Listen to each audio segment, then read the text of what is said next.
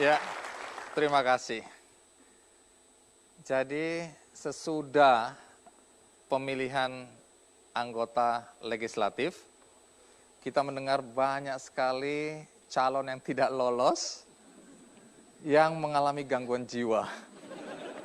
Nah, karena itu mereka dalam upaya penyembuhan mencari berbagai alternatif, ya. Dan berkaitan dengan pemulihan jiwa, di masyarakat kita mengenal juga berbagai metode untuk pemulihan jiwa dan juga untuk mengoptimalkan potensi yang ada dalam diri kita. Jadi bisa dipakai dalam hal yang positif. Saya ingin memperkenalkan kepada Anda dua metode yang belakangan ini menjadi pembicaraan dan sangat populer di masyarakat, yakni metode pemulihan jiwa dan metode hipnoterapi. Untuk itu, mari kita sambut Pak Iwan Gunawan. Baik, Pak Iwan, terima kasih banyak. Terima kasih, Bang. Iya, silakan duduk. Baik, terima kasih, Bang. Anda dikenal sebagai salah satu pakar hipnoterapi, Betul. ya, di Indonesia. Dan hipnoterapi belakangan ini kan semakin populer digunakan untuk bidang kesehatan, pendidikan, ya. Bahkan sekarang orang tua mencoba membuat anaknya yang malas belajar menjadi rajin belajar melalui hipnoterapi. Betul sekali, Bang. Ibu-ibu yang mau melahirkan menggunakan hipnoterapi supaya katanya nggak sakit waktu melahirkan. Betul. Dan banyak sekali kegiatan yang dilakukan menggunakan hipnoterapi. Tapi bolehkah Anda menjelaskan kepada kami? Jika berbicara hipnoterapi, Bang, kita harus ngomongin hipnotis dulu, Bang. Hipnosis dulu. Iya. Kenapa hipnotis? Hipnotis yang orang kenal mungkin hipnotis hiburan. Nah, hipnotis adalah orang yang melakukan hipnosis. Oke. Dan hipnosis adalah seni bagaimana kita mengakses pikiran bawah sadar kita. Dan hipnotis sendiri tadi yang saya sebutkan adalah orang yang melakukan hipnosis. Sedangkan hipnoterapi adalah aplikasi hipnosis untuk terapi membantu orang lain. Baik, menarik. Tapi sebelum itu, bagaimana kalau kita saksikan dulu liputan berikut ini?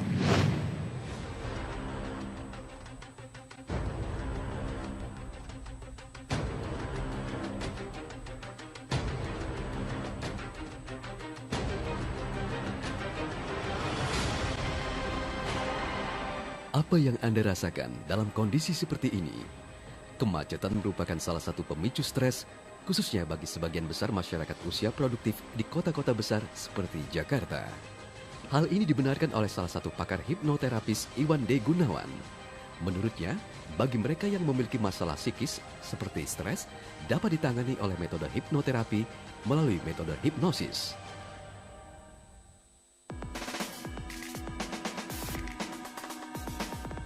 Hipnosis merupakan salah satu seni komunikasi untuk mempengaruhi alam bawah sadar. Metode ini dicapai dengan cara menurunkan gelombang otak dari beta menjadi alfa dan theta. Tidak seperti praktek hipnotis yang sering terdengar. Hipnoterapi sesungguhnya bisa dilakukan dengan kondisi sadar. Klien bisa menolak sugesti yang diberikan jika apabila alam bawah sadar klien tidak mengizinkannya. Ini karena penembusan faktor kritis pemikiran sadar harus diikuti dengan diterimanya suatu pemikiran atau sugesti. Selain hipnoterapi, metode hipnosis juga dapat diaplikasikan ke dalam bentuk lain seperti hypnodontia, forensic hypnosis, stage atau entertainment hypnosis, hypnobreathing, hypnoparenting, dan juga hypno-teaching. Kini sudah saatnya masyarakat tahu bahwa hipnoterapi melalui metode hipnosis tidak seperti yang diberitakan. Hipnoterapi menjadi alternatif sumber manfaat bagi mereka yang membutuhkan.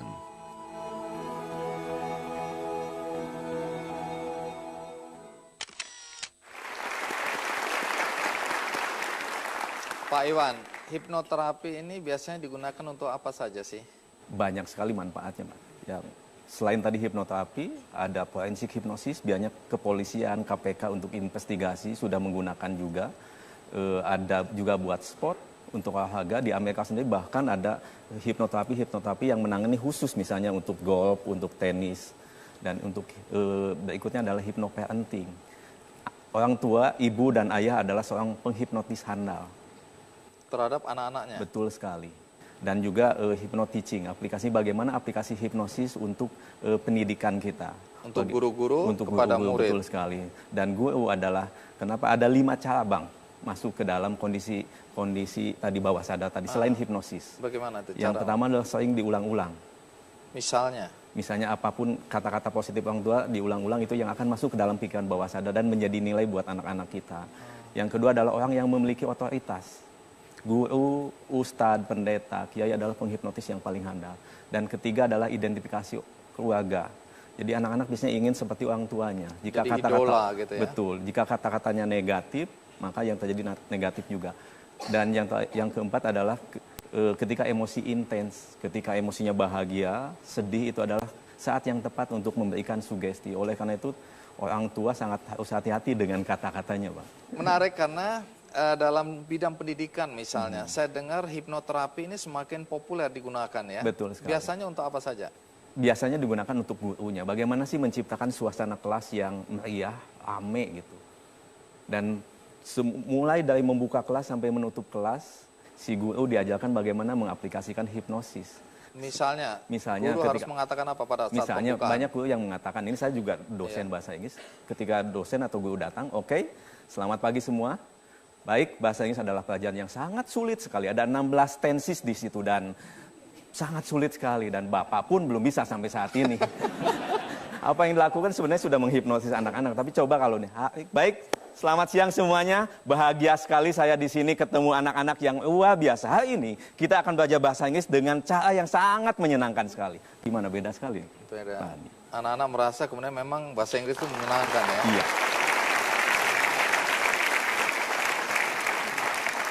Apakah hipnoterapi ini bisa diterapkan untuk semua usia? Untuk hipnoterapi semua usia, untuk informal hipnoterapi. Tapi untuk formal hipnoterapi biasanya di atas 6 tahun. Apa bedanya formal, informal ini? Baik, untuk formal biasanya kita sediakan seperti tadi, ada kursi yang menterapinya saya, misalnya sebagai hipnoterapis. Untuk informal, yang dilakukan adalah orang tua. Misalnya ketika anak lagi senang main PS, ketika dia asik main PS melihat TV, sebenarnya dia lagi masuk kondisi hipnosis. Oleh karena itu kata-katanya sebenarnya ibunya bisa sambil lewat, anakku, itulah hebatnya anakku, fokus sekali, sama persis dengan belajar misalnya.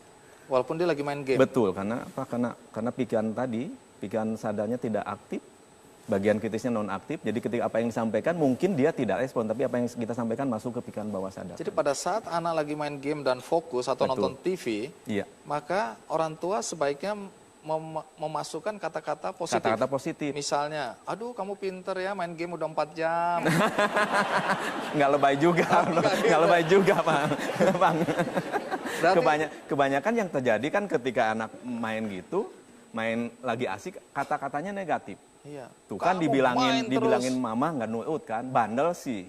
Mainnya senengnya main game aja. Kata-katanya negatif, itulah yang masuk ke dalam pikiran bawah sadar anak. Enggak. Jadi tidak boleh sebenarnya. Betul ya. Sekali. Jadi pada saat seperti itu, orang tua kan biasanya jengkel malah kata-katanya negatif. Betul. Ya. Oh dasar kamu itu persis bapakmu.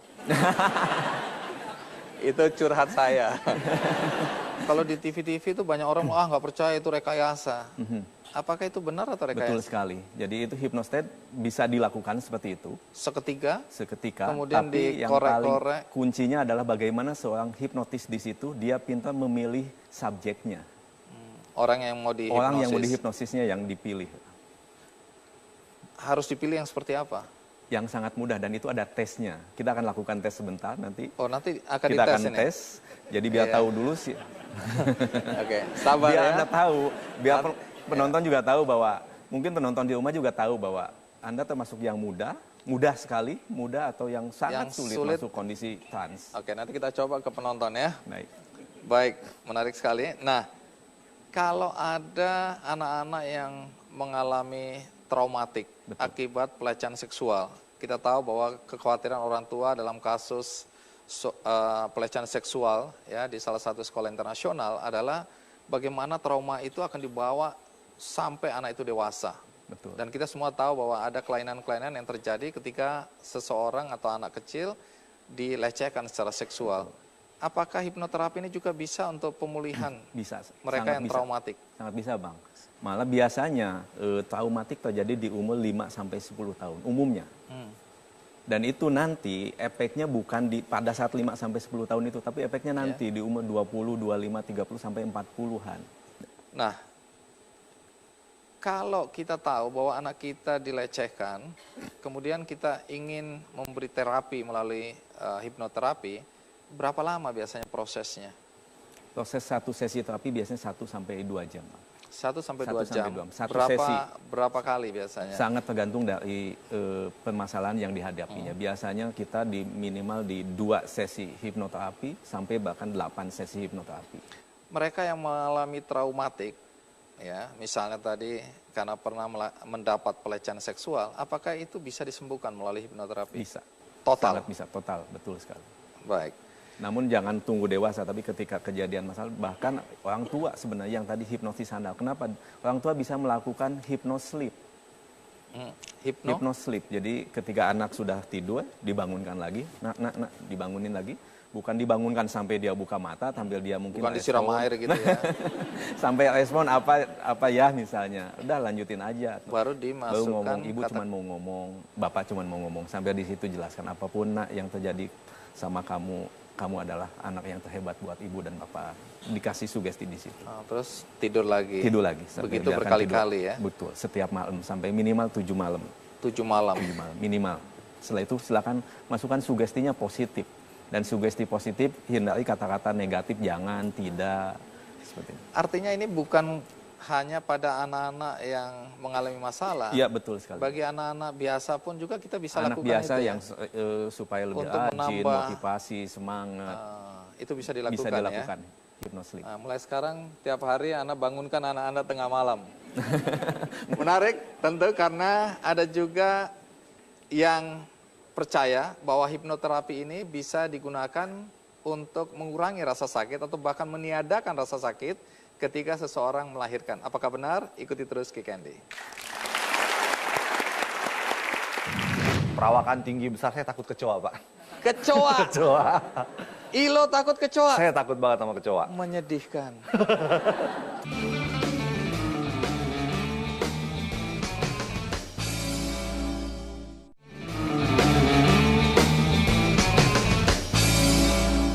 Didukung oleh Garcia.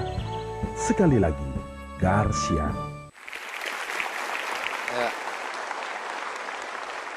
Pak Iwan, saya dengar belakangan ini hipnoterapi semakin populer digunakan oleh ibu-ibu. Betul sekali, Pak. Ya, atau diterapkan kepada ibu-ibu yang akan melahirkan. Betul sekali. Kemudian harapannya ibu itu tidak akan merasa sakit atau takut waktu melahirkan. Jadi apa benar ini? Betul sekali, Pak. Apa yang terjadi ini? Baik, sebenarnya bukan hanya mengurangi rasa sakit saja dengan hypnobirthing, tapi yang pertama di 3 bulan awal itu biasanya ibu hamil merasakan mual, nggak nyaman. Itu juga bisa sangat dikurangi dengan hypnobirthing tadi atau hipnosis, aplikasi hipnosis untuk ibu hamil. Apa yang dikatakan kepada ibu hamil? Atau apa yang disugesti kepada ibu hamil yang akan melahirkan?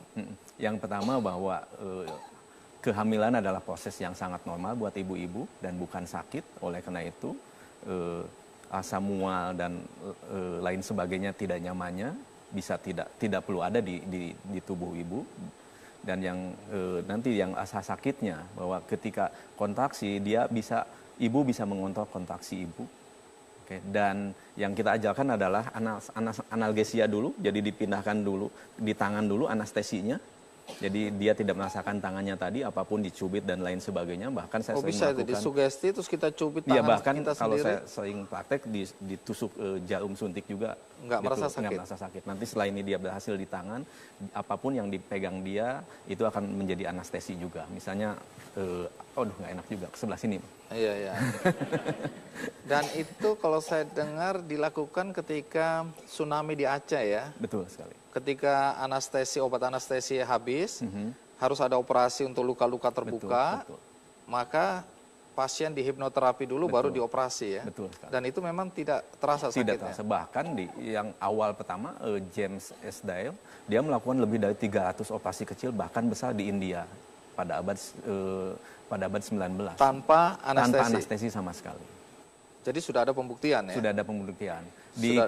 Sebenarnya di kita belum ada pengakuan tentang hipnosis. Di Amerika sendiri pertama mungkin di Inggris tahun 1958 British Medical Association sudah mengakui metode hipnosis ini. Nah, kalau di ilmu kedokteran kita, apakah ini diakui atau secara resmi belum, tapi beberapa dokter sudah banyak yang menggunakan anestesi ini, sunat misalnya. Tapi tidak bertentangan? Tidak bertentangan dengan ilmu kedokteran? Saya kira tidak, Pak. Baik. Tadi sunat juga bisa menggunakan anestesi. Sunat massal semua dihipnosis semua. Nggak ada kita dengar ada yang nangis ya. Betul. Iya, ketakutan semua. Nah, soal hipnoterapi digunakan untuk mengatasi fobi. Kita tahu bahwa ada orang yang takut ketinggian, kegelapan, ya, takut ruang sempit, ya. Takut apa lagi misalnya? Ada binatang-binatang yang harusnya tidak menakutkan tapi dia takut sekali misalnya. Ada laki-laki ototnya wah maco bener. Begitu lihat cecak, nah itu bisa digunakan untuk. Iya, banyak sekali yang Anda temui biasanya mereka datang dengan fobi seperti apa? Fobia banyak sekali macam-macam. Yang binatang, kecoa, cecak, ulat.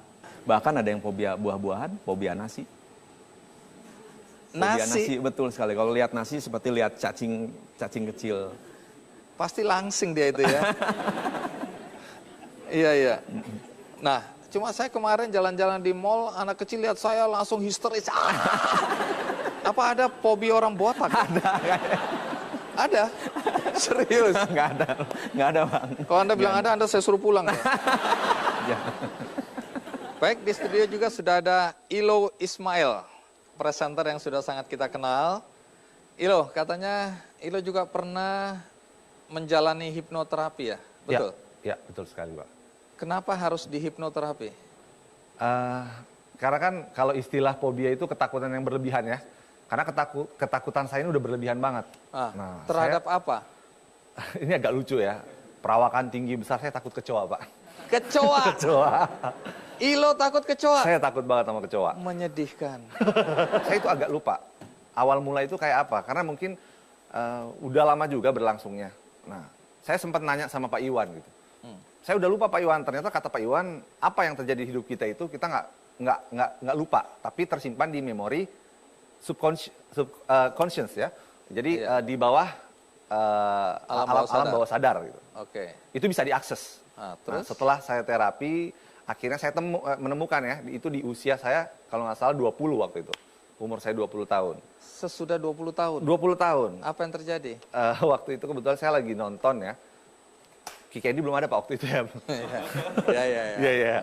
Saya nonton TV lagi tiduran dan lagi santai-santai juga tiduran di lantai gitu Pak. Tiba-tiba kecoa masuk. Jadi itu geli banget sampai saya ngamuk-ngamuknya minta ampun, dia nggak keluar-keluar juga Pak.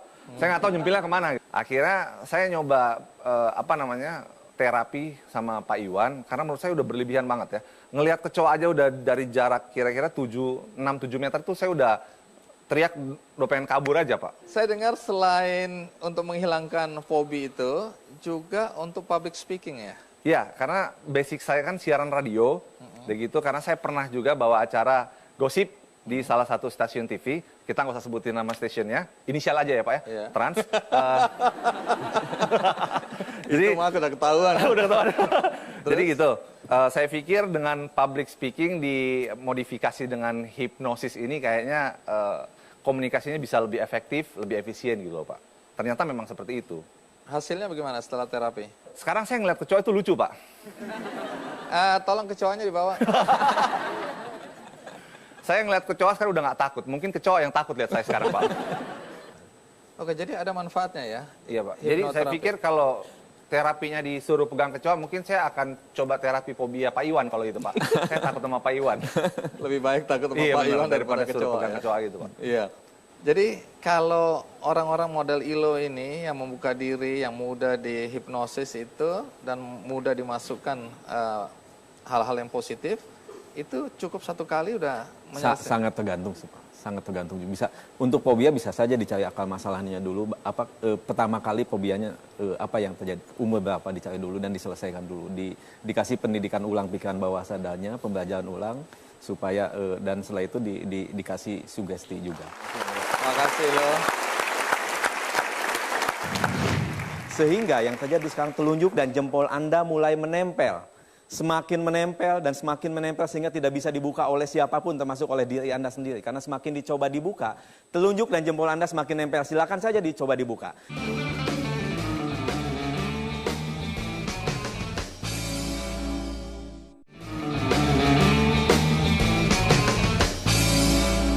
Didukung oleh Garcia. Sekali lagi, Garcia. Ya, Pak Iwan, tadi Anda berjanji ingin mempraktekkan hipnoterapi kepada penonton di studio. Jadi sebenarnya bukan hipnoterapi, ini lebih ke tes, Kang. Tes sugestibilitas, Bang. Tes penerimaan ya. Betul sekali. Bagaimana Anda bisa masuk ke kondisi hipnosis dengan sangat cepat sekali, cepat atau sangat sulit sekali. Baik, silakan. Penonton di rumah bisa ikut ya? Boleh ikut. Mengikuti aba-aba atau Ikuti saja petunjuk perkataan Anda. saya. Baik, boleh tangannya seperti ini. Baik, ini tes, jadi nggak perlu takut. Oleh karena itu ikutin saja.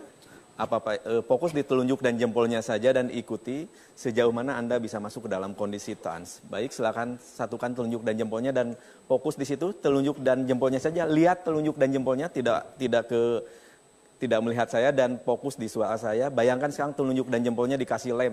Lem yang paling kuat, paling keras, dan rasakan sekarang perlahan-lahan lem tersebut mulai mengering, semakin kering. Sehingga yang terjadi sekarang telunjuk dan jempol Anda mulai menempel. Semakin menempel dan semakin menempel sehingga tidak bisa dibuka oleh siapapun termasuk oleh diri Anda sendiri. Karena semakin dicoba dibuka, telunjuk dan jempol Anda semakin nempel. Silakan saja dicoba dibuka. Semakin dicoba dibuka, semakin nempel. Bahkan semakin dicoba dibuka, sekarang semakin nempel dan semakin nempel. Bagus sekali. Silakan dicoba dibuka, semakin dicoba dibuka. Anehnya yang terjadi telunjuk dan jempolnya semakin nempel dan semakin nempel. Baik, yang bisa dibuka silakan tangannya turunkan. Oke, bagus sekali. Silakan turunkan dan silakan dibuka perlahan-lahan dan sekarang semuanya bisa dibuka. Oke, bagus sekali dan baik. Yang belum dibuka silakan lemnya sekarang hilangkan dari telunjuk dan jempolnya. Hilangkan lemnya. Baik, hilangkan lemnya dan sekarang perlahan-lahan lemnya sudah dihilangkan, dihapus sehingga tangan Anda sekarang perlahan-lahan bisa dibuka. 1, 2, 3. Silakan buka, Mas, Mbak. Bisa. Oke. Bisa ya? Oke. Baik, sekarang tangannya dua-duanya disimpan di paha masing-masing. Dan sekarang saya ingin mengajak Bapak Ibu masuk ke kondisi hipnosis, kondisi trans alami. Bapak Ibu boleh buka mata, silakan lihat tangannya saja masing-masing. Lihat tangan kiri atau tangan kanannya, fokus di situ. Baik, bagus sekali. Dan sekarang fokus di tangannya masing-masing. Dan alami kembali pengalaman ketika tenang sekali, rileks sekali, nyaman sekali. Mungkin di tempat tidur masing-masing, atau bahkan di mana saja. Tenang, Bapak Ibu boleh tutup mata, boleh buka mata. Rasakan tubuh Bapak Ibu sekarang perlahan-lahan menjadi semakin tenang, rileks, nyaman sekali.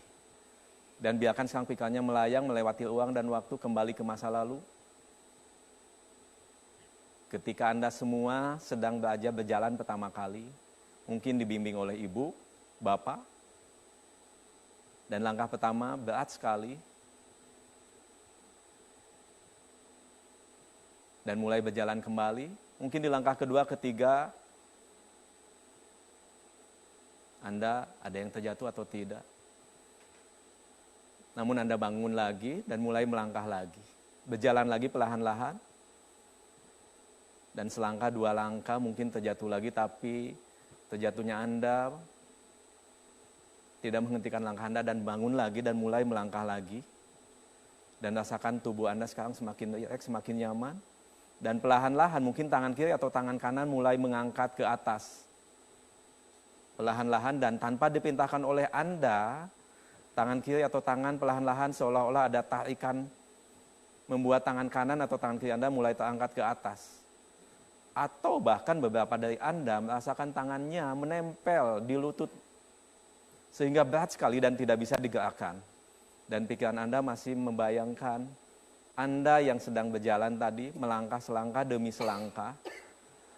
Dan pikiran bawah sadar Anda belajar sesuatu. Bahwa Anda adalah orang yang pantang menyerah. Ketika Anda terjatuh, Anda bangun lagi dan mulai melangkah lagi. Dan ketika terjatuh lagi, Anda bangun lagi dan mulai melangkah lagi. Dan pikiran bawah sadar Anda pun mulai semakin tahu bahwa Anda adalah orang yang sangat gigih, pantang menyerah. Dan Anda pun belajar sesuatu bahwa di dalam hidup pasti ada halangan, rintangan yang selalu menghadang Anda. Namun semua halangan, rintangan tersebut tidak menghentikan langkah Anda. Baik, terima kasih. Silakan buka mata perlahan-lahan. Pak Iwan, Ya, menarik karena waktu Anda memerintahkan kami semua dan penonton di rumah untuk melekatkan telunjuk dan jempol, kemudian dibuka, ada yang bisa, ada yang tidak. betul sekali Bang. Lalu yang bisa atau ada yang dengan susah payah bisa. Apa artinya itu? Bagi yang bisa dan tidak bisa, atau dengan susah payah akhirnya bisa? Yang menempel sekali dan susah payah akhirnya bisa, bahkan ada yang tidak bisa sebelum diminta dibuka, dia adalah orang yang sangat mudah masuk kondisi hipnosis Bang.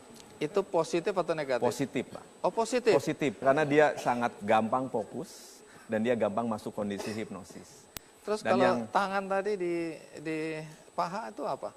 Sebenarnya yang tadi untuk ngambil fokus aja Bang. Tadi beberapa yang sugestif tadi, yang mudah masuk juga tangannya mulai mengangkat. Ada yang nempel dan sulit digerakkan. Itu tanda-tanda orang masuk ke dalam kondisi hipnosis. Dia tidak bisa bergerak. Mungkin sebagian dari penonton tadi ada yang nggak bisa tangannya nggak bisa diangkat karena nempel dengan lututnya tadi. Ada yang bisa? Ada yang bisa diangkat. Yang lengket itu? Yang lengket tadi juga sama juga. Sebenarnya untuk mengalihkan saja. Jadi ada kemungkinan ada yang tangannya menjadi sangat ringan sekali. Jadi seolah-olah kalau masuk kondisi hipnosis dia melayang sekali, tapi melayang maksudnya, tapi ada yang dalam kondisi hipnosis dia berat sekali badannya sehingga nempel di kursi. Oke. Jadi itu sama aja tingkatannya untuk memasukkan sugesti pada dirinya sendiri. Ada juga yang mengatakan bahwa ada orang yang susah sekali di hipnosis. Betul sekali. Dipaksa di ini, di itu, nggak mempan. Itu artinya orangnya seperti apa itu? Jadi setiap hipnoterapi harus ada kesediaan dari klien untuk masuk kondisi hipnosis. Membuka diri. Betul, membuka diri. Jika seperti yang tadi yang nggak, Pak Iwat kok nggak ada apa, lem yang mana? Nah itu biasa orang analisis, Pak. Pak Iwan selalu ada lemnya makin kering, mana nggak ada. Dia apapun yang disampaikan orang lain dia selalu dianalisis, ditolak. Resistensinya tinggi sekali. Tapi dalam hipnoterapi, bagaimana kita hipnoterapis pandai untuk mengajak orang yang analisis orang analisis tadi masuk ke kondisi hipnosis. Baik, mungkin ada sebagian dari penonton di rumah yang baru saja mengikuti acara ini dan nggak paham apa yang Anda ceritakan mengenai hipnoterapi. Bisakah Anda ulang sebagai kesimpulan? Jadi apa manfaat orang yang mengikuti atau menjalankan hipnoterapi? Hipnosis ada kaitannya dengan teori pikiran bawah sadar, bahwa di dalam pikiran kita ada teori pikiran, ada pikiran bawah sadar dan pikiran sadar. Diibaratkan seperti ini, diibaratkan sebuah rumah dan pikiran bawah sadar adalah penghuni rumahnya. Penghuni rumahnya, dan ketika kita mau memasukkan sugesti, ada penjaganya. Penjaganya adalah bagian kritis pikiran sadar tadi yang akan menjaga. Nah, ketika kita ngasih sugesti mau masuk ke situ, tidak bisa masuk ketika ada penjaganya masih aktif. Nah, hipnosis adalah satu cara supaya si penjaganya ini tidak aktif. Sehingga sugesti yang kita berikan masuk ke dalam rumah. Kenapa? Karena pikiran bawah sadar itu netral. Mau negatif, mau positif, dia akan masuk akan diterima oleh pikiran bawah sadar. Nah, celakanya kalau selama ini pikiran bawah sadarnya selalu negatif, saya nggak pede, saya nggak berani apapun. Nah, ketika dikasih sugesti positif, dia akan dihalangi oleh penjaganya tadi. Sehingga nggak bisa masuk. Oleh karena itu, hipnosis atau hipnoterapi adalah menonaktifkan si penjaganya tadi, sehingga sugesti kita bisa masuk ke pikiran bawah sadar. Seperti itu, Bang. Jadi orang yang merasa rendah diri. Merasa tidak berguna, ya, merasa dirinya tidak menarik, dan hal-hal semacam itu bisa disugesti, dimasukkan hal-hal yang positif untuk menggantikan hal-hal negatif. Betul sekali. Sehingga setelah mengikuti hipnoterapi, dia merasa percaya diri, dia Betul merasa sekali, Bang. berguna dalam hidup dan macam-macam itu tadi ya. Betul sekali, Bang. Jadi itu Seperti kegunaan hipnoterapi. Kegunaan hipnoterapi. Baik, terima kasih Baik. Pak Iwan. Ya.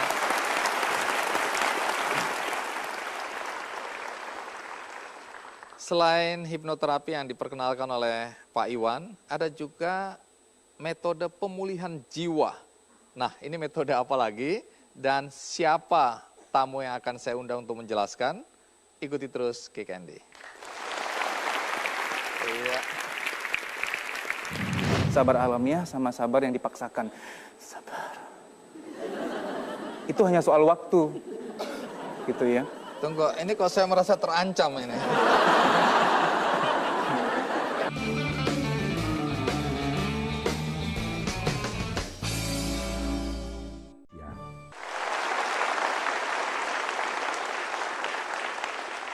Kalau tadi hipnoterapi banyak dipakai dan semakin populer untuk bidang pendidikan, kesehatan, dan peningkatan kemampuan diri, maka ada satu lagi metode yang mulai dipraktekkan di berbagai kesempatan.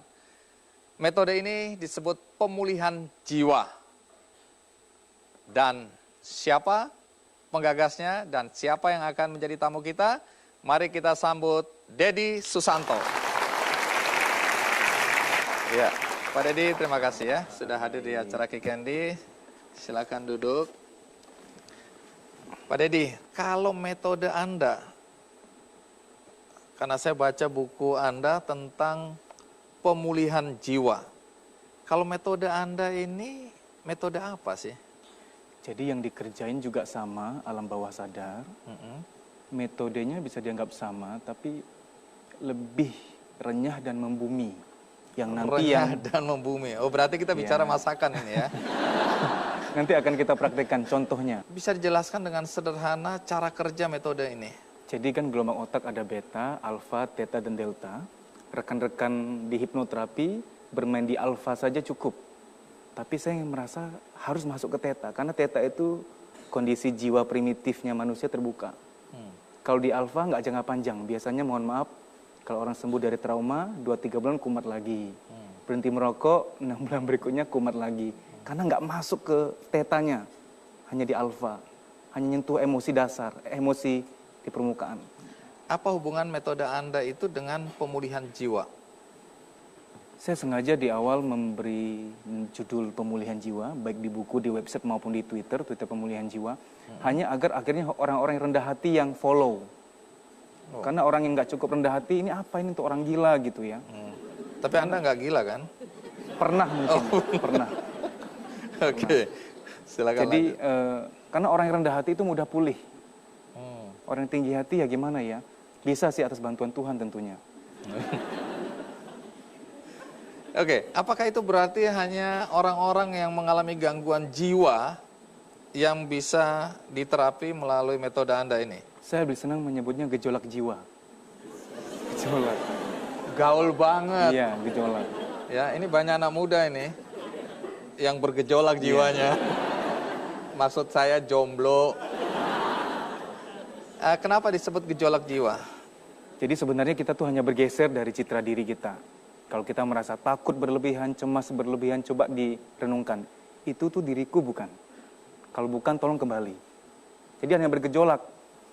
Pas lagi agak galau-galau dikit gitu ya, itu segera disentuh deh. Gitu ya, sebelum terlalu mendalam dan nggak tahu arah jalan pulang gitu ya. Ini kayaknya banyak di sini. Baik, semakin menarik. Tapi sebelum kita lanjutkan, mari kita simak tayangan berikut ini. Mencintai aku. Inilah alasanku hidup. Aku tegar. Deddy Susanto adalah seorang praktisi pemulihan jiwa yang juga merupakan seorang terapis dan konsultan jiwa. Ia telah mendalami ilmu pikiran bawah sadar lebih dari 11 tahun.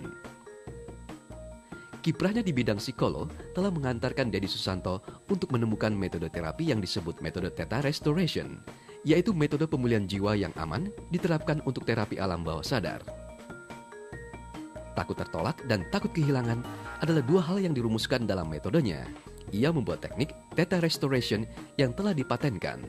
Metode ini telah diujikan ke banyak orang dan hasilnya sangat fenomenal, lebih cepat, lebih efektif, dan menjadi sangat luar biasa karena titik perubahan dalam diri manusia. Pikiran bawah sadar manusia memegang peranan sangat dominan dibandingkan logika manusia. Pikiran bawah sadar merupakan memori, kebijaksanaan, spirit, dan kreativitas yang tak terbatas yang sudah ada dalam diri. Terapi alam bawah sadar yang dilakukan Dedi hanya untuk memunculkan potensi yang sudah ada. Dengan jam terbang lebih dari 21.000 jam, Dedi Susanto menangani klien dengan kasus psikologi.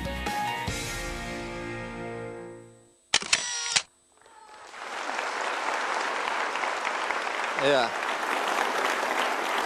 Pak Dedi, kalau dilihat di video tadi, itu orang kok sampai nangis-nangis, bahkan ada yang guling-guling.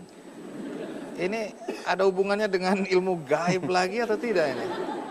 Jadi sebenarnya terlalu banyak orang yang pura-pura bahagia. Jadi Nggak enaknya waktu ngomong begitu ngadepnya ke saya. kok alam bawah sadar saya tahu gitu ya. Oh iya, kok tahu ya? Jadi terlalu banyak menutup-nutupi ketidakbahagiaan, ditahan-tahan sampai kapan gitu loh. Tapi ketika sudah penuh, waktu ada momentum seperti itu, merasa disupport banyak orang, muncul sebuah perasaan, kenapa nggak dari dulu gitu loh. Kenapa harus sekarang aku disupport, kenapa harus sekarang aku dimengerti. Lalu teriakan-teriakan itu, gerakan-gerakan itu menunjukkan bahwa rasa rindu yang terlalu mendalam ya. Mestinya dari dulu dong aku disupport, mestinya dari dulu aku disayangi. Karena manusia itu ingin diinginkan. Ingin diinginkan. Ingin diinginkan. Wah, itu saya banget itu. Itu alam bawah sadar yang keinginan primitif kita yang sering kita tekan. Di psikologi namanya represi. Represi itu kita sengaja menekan ketidakbahagiaan kita. Seolah-olah sabar gitu. Karena sabar ada dua, Bang Andi. Sabar alamiah sama sabar yang dipaksakan. Sabar. Itu hanya soal waktu. Gitu ya. Tunggu, ini kok saya merasa terancam ini. Silakan lanjut. Jadi saya harus sabar ini. Saya harus sabar. Baik, jadi ada sabar yang alamiah, tapi ada sabar yang dipaksakan, ditekan itu. Karena dan ada orang suatu hari akan meluap. Iya, karena ada orang-orang yang dituntut untuk harus bahagia. Jadi kalau ada orang tua lihat status BB anaknya galau, langsung di ping, ganti nggak lu? Ganti nggak?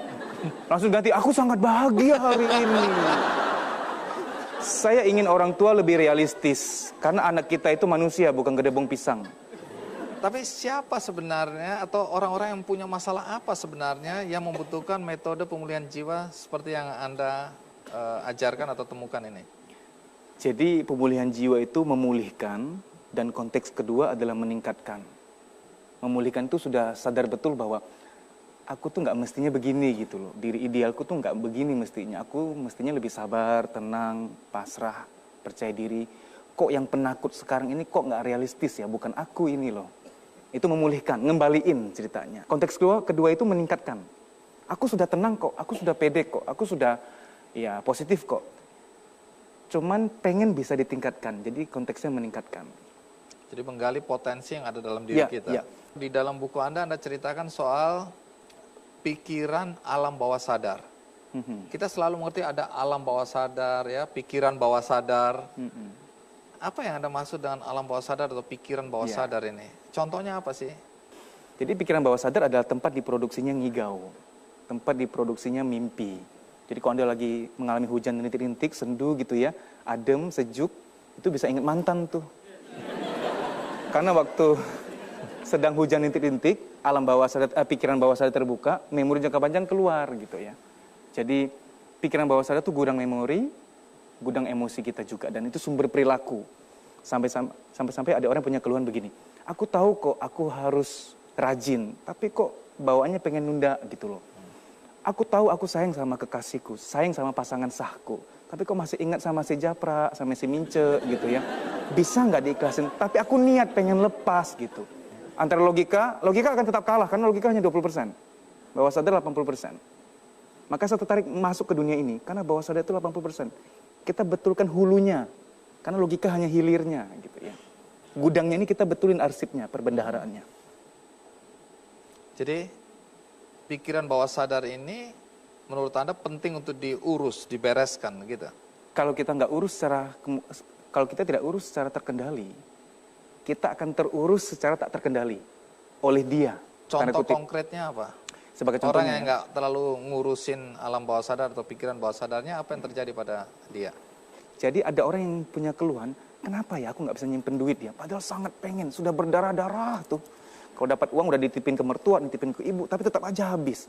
Karena di alam bawah sadar, di pikiran bawah sadar dia, ada program ketidakpuasan sama uang. Biasanya karena orang tua dia dulu terlalu pelit.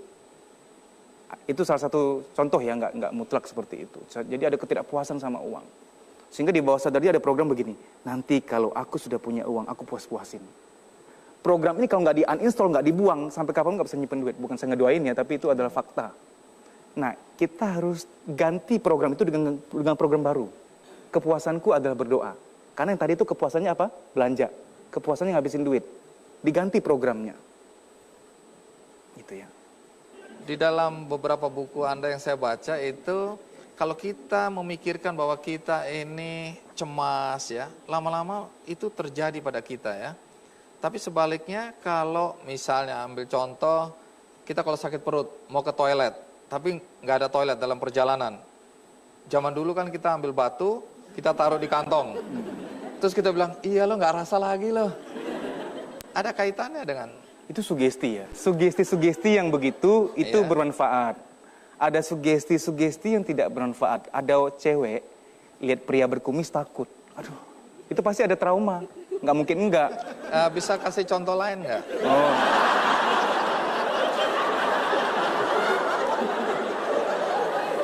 Karena habis kumis dia akan botak ini.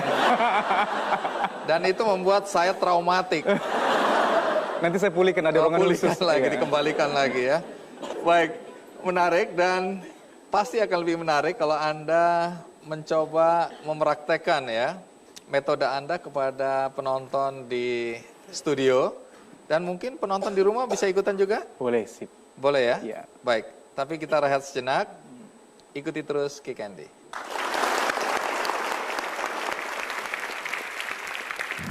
Inilah diri Anda yang sesungguhnya, buka mata Anda, membawa rasa bahagia, membawa rasa syukur, membawa rasa positif.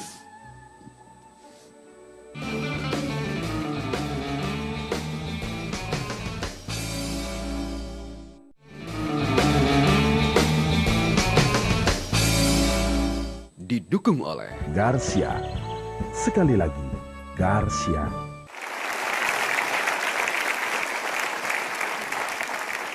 Pak Dedi, di dalam metode pemulihan jiwa Anda ini ada istilah mental block yang menjadi perhatian Anda juga. Apa yang dimaksud dengan mental block di sini? Orang yang sebenarnya mampu tapi merasa nggak mampu. Contohnya? Dia merasa bahwa dia nggak mampu mencapai suatu hasil ya, dalam prestasi atau dalam karir atau dalam bisnis. Itu lebih kepada dia dibayang-bayangi oleh ketidakberhasilan masa lampau. Sentimennya masih ada. Karena memang naluri bertahan, di alam bawah sadar ada 3 naluri utama. Pertama, naluri bertahan hidup. Kedua, naluri ingin meneruskan keturunan. Ketiga, naluri ingin dicintai, diterima, dihargai. Naluri bertahan hidup. Dia pernah melakukan sesuatu dan gagal, naluri ini bermain. Secara otomatis, secara alamiah. Jangan lakukan lagi ya. Jangan ketemu orang model begitu lagi ya. Jangan melakukan jenis kegiatan ini lagi ya. Nanti gagal. Tapi kata-kata itu kita nggak sadar, kita nggak ngeh. Adanya di dapur ini nih, di bawah sadar kita. Yang kita ngeh hanya rasa takut yang muncul ketika ketemu lagi fenomena itu. Diperhadapkan lagi pada orang itu. Ketemu lagi pada kegiatan itu. Yang kita rasakan hanya cemas, negatif. Tapi yang melatar belakanginya itu adalah penghindaran. Kita ingin menghindari rasa sakit gitu. Nah itu namanya mental block ya. Apa hubungan mental block ini dengan upaya untuk melakukan terapi atau sugesti atau pemulihan jiwa yang Anda lakukan? Jadi justru upaya pemulihan jiwa itu agar mental block ini, agar blok ini menjadi tiada. Sehingga potensinya jauh lebih keluar gitu ya. Karena yang saya perhatikan potensi kita itu hanya keluar untuk pemicu-pemicu tertentu saja. Misalkan pas lagi kepepet pasti keluar kayak yang seperti tadi dikejar anjing. Atau pas lagi kesenangan. Mohon maaf, misalkan ada orang yang sedang sakit tipes, kan lemes ya. Jangankan mandi, makan aja males gitu. Tapi dengar kabar, selamat Anda dapat undian 2 miliar. Oh, langsung lompat ya. Langsung sembuh. Sembuh ya. Itu bukan karena roh undian nggak ada gitu ya. Tapi karena bawah sadar yang kesenangan potensinya keluar. Ada kok kasus seorang bapak yang mohon maaf sakit kritis, nggak bisa bergerak, dengar istrinya mohon maaf hamil karena sudah sekian tahun menikah belum hamil. Dengar istrinya hamil, senang, itu sembuh secara cepat gitu loh. Itu memang kisah nyata ada gitu ya. Itu Jadi kuncinya. metode Anda ini bisa menghilangkan mental block tadi? Ya, pada kenyataannya sangat bisa. Biasanya apa yang Anda lakukan? Itu ada di konsep diri, terapi konsep diri namanya. Terapi citra diri, terapi gambar diri. Karena orang yang merasa nggak mampu ada mental block itu ibarat foto dia yang versi lukisan tapi dicoret-coret gitu. Warna-warni. Itu gambar dirinya, konsep dirinya mesti direvisi, dicetak ulang gitu ya. Orang harus kembali lah pada diri dia yang sesungguhnya. Itu konsepnya. Biasanya terapi semacam ini berapa lama? Semua ini tergantung dari niatan dan keterbukaan ya. Karena kalau saya lihat secara realistis, niat pun oke, saya niat saya pengen sembuh, saya pengen pulih. Tapi ketika di ruang konsultasi atau ketika di training, dia nggak terbuka gitu loh. Contoh pada sesi yang tadi kita nonton di video, ada sesi yang berdamai, memaafkan diri, memaafkan orang lain gitu ya. Karena ternyata selain memaafkan orang lain, ada diri yang sering kita sakiti, yaitu diri kita sendiri. Kita lebih banyak mengabaikan diri kita dibanding mengabaikan orang lain. Jadi memaafkan diri. Nah waktu sesi seperti itu kan, mau nangis nih. Jangan, apa kata dunia kalau gue nangis, tahan gitu. Nggak keluar, nggak lepas, nggak terbuka. Tapi tahu harus sembuh, aku niat pengen pulih. Tapi ada masa-masa yang harus lepas itu, padahal kan perlu, itu kan ada releasing ya, kita melepaskan. Jadi niat, terbuka, biasanya ada hasilnya. Gitu. Baik, bagaimana kalau sekarang Anda mempraktekkan metode Anda kepada penonton di studio dan penonton di rumah, terutama bagi yang belum move on? Taruh tangan kanan di atas dada kita dan ikuti apa yang saya katakan dengan singkat ya. Duduk saja biar saya berdiri. Dan pemirsa di rumah juga harap bisa mengikuti. Tangan kanan di atas dada, pejamkan mata semuanya. Tarik nafas panjang. Lalu ikuti apa yang saya katakan dengan menjiwai keluar suara. Aku sayang pada diriku sendiri. Keluar suara semuanya. Aku sayang pada diriku sendiri. Yang berlalu, biarlah berlalu. Masa depan lebih penting. Hai diriku, tetaplah tersenyum. Tetaplah bahagia. Aku melihat diriku yang ceria itu. Aku melihat diriku yang bahagia itu. Itulah diriku yang sesungguhnya. Aku ingin kembali. Kemanakah aku selama ini? Aku sangat berharga. Aku ini diinginkan Tuhan. Masa depanku penting. Keluargaku penting. Hidupku ini sangat penting. Hal-hal yang tidak penting tidak boleh mengganggu aku. Perasaan-perasaan yang tidak berharga, aku letakkan. Aku tinggalkan. Tarik nafas panjang.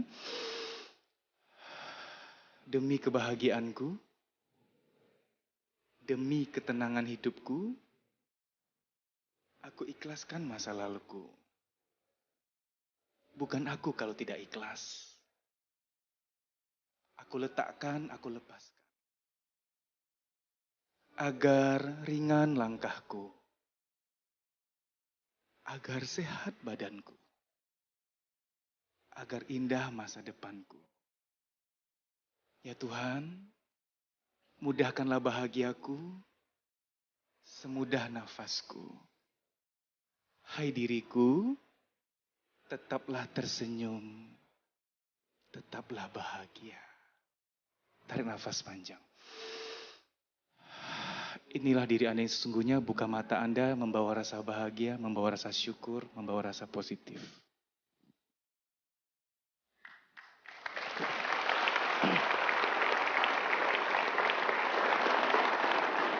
Jadi apa yang sedang Anda lakukan tadi? Hanya ngingetin sebenarnya. Ngingetin. Kita tuh sudah tahu harus ikhlas. Dengan metode tertentu, dengan musik psikologi tertentu, kita terhanyut masuk ke bawah sadar. Ada kata-kata yang kalau kita dengar memicu jiwa primitif kita untuk muncul. Di saat itu masukkan kata-kata yang seharusnya kita miliki. Yang saya sebut nafkah batin. Kata-kata itu. Kita rehat dulu. Tetaplah di Kick Andy.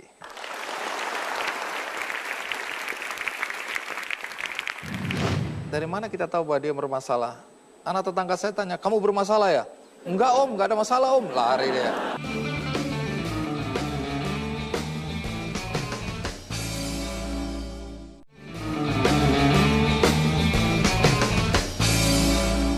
Didukung oleh Garcia. Sekali lagi, Garcia.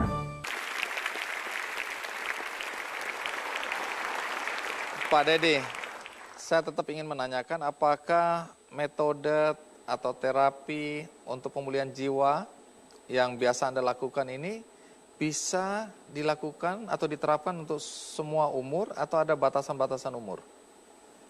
Bahkan pemulihan jiwa itu untuk anak balita pun bisa ya. Anak balita? Emang anak balita punya masalah apa? Justru anak balita itu berada pada posisi tidak berdaya menghadapi orang tuanya yang berdaya yang seharusnya bisa paham dan mengalah. Dari ketidakberdayaan dia yang belum bisa ngomong, ada kesedihan-kesedihan yang ditekan dan ditahan gitu ya. Konkretnya seperti apa? Anak kecil punya masalah apa ini? Jadi misalkan ada orang tua kan yang kalau marah sama anak kan nggak proporsional. Nggak proporsional tuh kalau anak berulah 2, andai kata bisa diukur, marahnya 10. 8-nya sebenarnya untuk suami sebenarnya tuh. Dilimpahkan ke anak. Anak itu karena logikanya belum jalan, kognitifnya belum jalan, itu mengalami kebingungan yang amat sangat. Salah satu kebingungan dia yang kalau nggak diterapi bisa merusak konsep diri adalah, mami itu masih sayang sama aku nggak sih gitu loh. Dia yang belum ngomong, tapi naluri itu ada gitu loh. Mami masih sayang nggak sama aku? Sayangnya ini nggak dijawab oleh mamanya. Seharusnya 10 menit setelah itu harus diklarifikasi dengan dipeluk. Memang dia belum mengerti kata-kata, tapi dengan pelukan kembalilah rasa itu gitu loh. Nah ini yang menjadi konsep diri yang, karena kebanyakan kalau kasus-kasus kejiwaan itu yang berkaitan dengan bawah sadar, kalau digali pasti urusannya di masa balita sama kanak-kanak kebanyakan. Pada masa-masa belum bisa memaknai secara mantap, permaknaannya apa adanya gitu loh. Oh berarti mami jahat, oh berarti aku nggak diinginkan. Wah 2 perasaan ini kalau nggak disembuhkan, nggak bisa optimal ya, nggak maksimal hidupnya. Justru sejak dini ya, itu sudah harus ada terapi-terapi seperti ini. Iya, untuk anak-anak balita gitu ya. Atau Lalu remaja. kalau misalnya ada anak dalam usia balita tadi bermasalah, dari mana kita tahu bahwa dia bermasalah? Anak tetangga saya tanya, kamu bermasalah ya? Enggak om, nggak ada masalah om. Lari dia.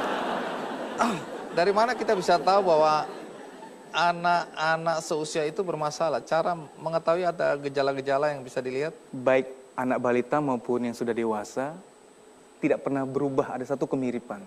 Kalau tidak cukup bahagia, sulit membahagiakan orang lain. Anak-anak balita 3-4 tahun gitu ya, dia ngisengin adiknya dengan tidak wajar, seperti mohon maaf dipukul, mohon maaf. Iya. Dia nyembunyiin pakaian ibunya misalkan. Berarti kan dia sedang tidak membahagiakan sekitarnya. Itu karena dia sebelumnya memang nggak bahagia juga. Dia duluan tidak bahagia gitu loh. Jadi hal seperti itu bisa menjadi indikator gitu ya. Baik, nakalin anak-anak lain gitu ya. Iya, itu iya. juga indikator bahwa anak itu pada dasarnya tidak bahagia. Kalau cukup bahagia nggak mungkin begitu. Nah, boleh tahu apakah metode pemulihan jiwa Anda, Theta Restoration ini, itu juga bisa digunakan untuk memulihkan, ya kalau contoh yang paling nyata adalah calon anggota legislatif yang tidak lolos, yang kemudian jiwanya goncang, itu bisa nggak metode Anda ini dimanfaatkan? Saya optimis sangat bisa, karena jiwa manusia itu secara klasik hanya dilukai oleh 2 hal. Manusia merek apapun mengalami ini. Apa itu? Kehilangan dan penolakan, itu saja. Coba, apapun masalah kita lihat, antara 1 dan 2 atau dua-duanya. Yang beliau-beliau ini yang gagal, tentu merasa tertolak. Kehilangan dananya gitu kan. Oh, ditolak dan kehilangan. Jadi kalau tanya berat atau ringan, kalau dua-duanya, kalau suatu kasus kejiwaan, kena dua-duanya itu berat, mohon maaf. Tidak ringan, bukan berat. Ya. Kalau hanya satu, misalkan mohon maaf, uang arisan dibawa kabur, itu kehilangan doang dong. Ditinggalkan oleh kekasih, itu dua-duanya tuh. Tertolak dan kehilangan. Makanya nyembuhin orang yang, untuk membuat orang move on dari kekasihnya itu lebih berat daripada orang trauma arisan dibawa kabur.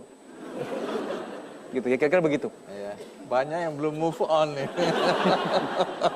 Termasuk saya. Anda juga sering menyebutkan dalam buku-buku Anda bahwa pikiran bawah sadar itu memiliki kekuatan. Nah, ini terjemahannya seperti apa nih konkretnya? Nah, contohnya ya, orang kalau sedang jatuh cinta, itu satu hari tidur 2 jam pun cukup. Tidur jam 1 malam untuk nyari paket murah, paket kalong, telepon. Mungkin jam 2 tidur, jam 4 bangun, 2 jam, besok bangun jam 4 tuh seger. Padahal 2 jam. Tapi kalau kondisi nggak sedang dalam cinta, tuna asmara gitu ya. Ada itu istilah ya? Itu tidur 8 jam pun nggak cukup, capek bawaannya, kayak nggak tidur gitu. Nggak ada gairah, nggak ada semangat. Cinta adalah salah satu cara membangkitkan potensi diri. Cuma kan kita nggak mungkin jatuh cinta tiap hari kan? Nggak mungkin kita jatuh cinta tiap hari. Boleh, tapi ke orang yang sama ya, bukan orang yang berbeda. Oh, berarti saya salah selama ini ya? Jadi cinta itu, ginilah, nggak perlu sampai diterapi sebagaimananya yang mahal-mahal. Upayakan untuk jatuh cinta lagi pada keluarga kita. Itu membangkitkan potensi diri. Orang yang belakangan merasa, aduh udah capek lah. Itu pasti cintanya sudah berkurang pada orang yang dia perjuangkan. Hanya perlu diingatkan, makanya pemulihan itu ngingetin lagi konsep diri kita. Bagaimana kita menggali potensi diri itu secara sadar? Kan banyak orang tidak menyadari dia punya potensi yang luar biasa. Dia pikiran bawah sadar dia yang tidak bisa dia gali untuk keluar. Itu kan kesannya karena ada cinta, efeknya begitu. Tapi kalau kesadaran kita sendiri bisa? Ada banyak cara, tapi yang paling realistis adalah dengan cukup menyadari bahwa pikiran bawah sadar kita itu ada kekuatan. Karena kalau kita nggak sadar bahwa ada kekuatan, kita nggak menggunakan. Kalau saya nggak sadar handphone saya ada Bluetooth, saya nggak akan pakai karena saya nggak tahu ada Bluetooth. Jadi pertama kali sadar dulu ada nih potensi diri. Mengapa bawah sadar itu ada kekuatannya? Di medis saja mengenal istilah hipokondria, hipokondriasis. Itu adalah di mana seseorang berprasangka, menyangka-nyangka bahwa dia sakit. Karena dia terlalu cemas, dia baca pemberitaan telah meninggal seseorang karena penyakit apa gitu ya. Kepikiran, aku iya juga nggak ya? Kok sering nyeri juga ya? Kepikiran itu bisa kejadian, Bang Andi. Karena, oh, jadi dia bisa sakit beneran? Karena masuk ke alam hayal dia, dan itu terprogram di bawah sadar dia, itu bisa jadi realita. Itu yang disebut bawah sadar bisa menciptakan realita. Jadi hati-hati dengan yang kita prasangkai, karena prasangka juga adalah doa. Kan selama ini kita anggap prasangka adalah doa hanya spiritual talk. Tapi di tataran psikologi itu keilmuan loh itu. Apa yang kita terus-menerus rasakan dan hayalkan, itu masuk ke perbendaharaan bawah sadar dan akan mewujud ke persepsi, perilaku, dan ke hormon metabolisme. Ke biologi juga pengaruh gitu ya. Sangat mempengaruhi. Ya, menarik. Dan di akhir metode yang Anda terapkan kepada banyak orang, biasanya ada istilah cooling down. Dan saya dengar Anda mau mencoba kepada kelinci percobaan yang ada di sini. Metode cooling down itu, atau apa istilah Anda untuk cooling down? Relaksasi lah. Relaksasi. Ya. Nah, itu manfaatnya apa ini? Relaksasi. Jadi orang yang nggak terbiasa di terapi, waktu selesai di terapi harus direlaksasi biar nggak pusing.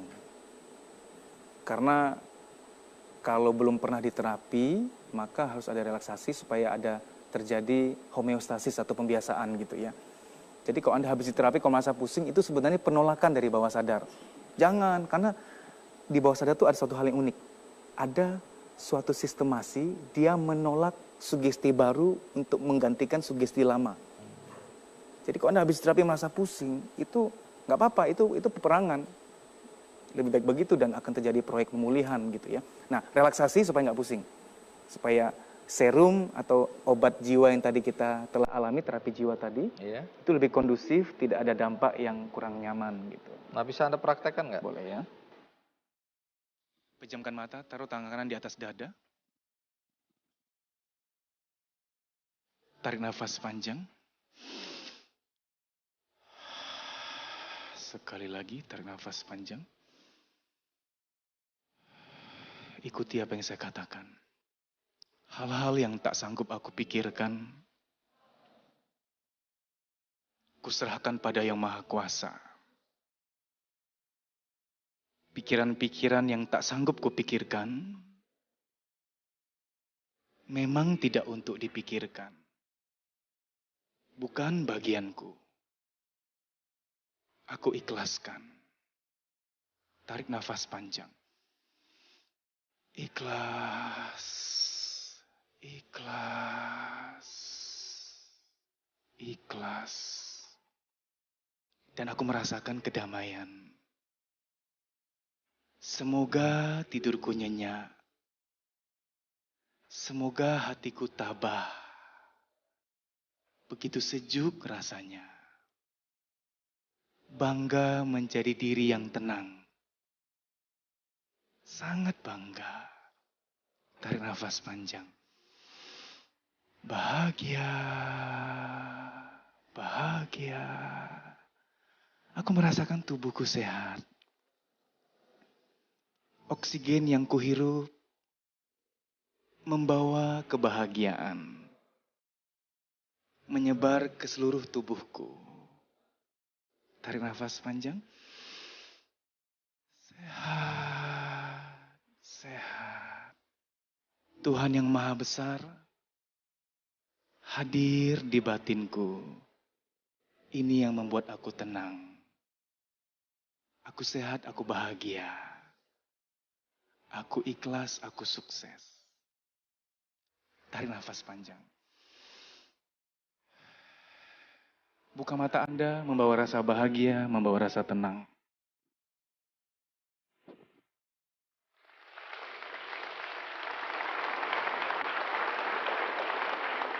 Menarik. Jadi itu untuk cooling down. Baik, dan di ujung acara ini saya ingin membagikan buku karangan Anda yang terakhir, yang terbaru, Pemulihan Jiwa Jilid 4. Jilid 5-nya terbit Mei ini. Oh, Jilid 5 terbit Mei ini. Tapi yang sudah terbit Jilid 4. Dan bagi Anda yang masih penasaran, Anda yang di studio, maka Anda akan mendapatkan buku ini satu-satu.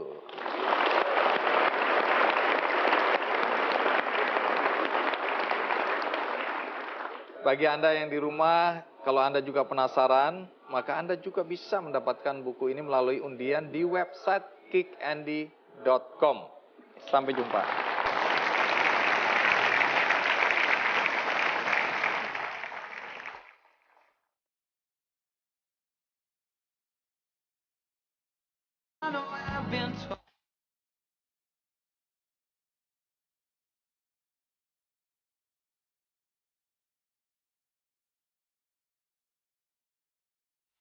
Walk me out of here.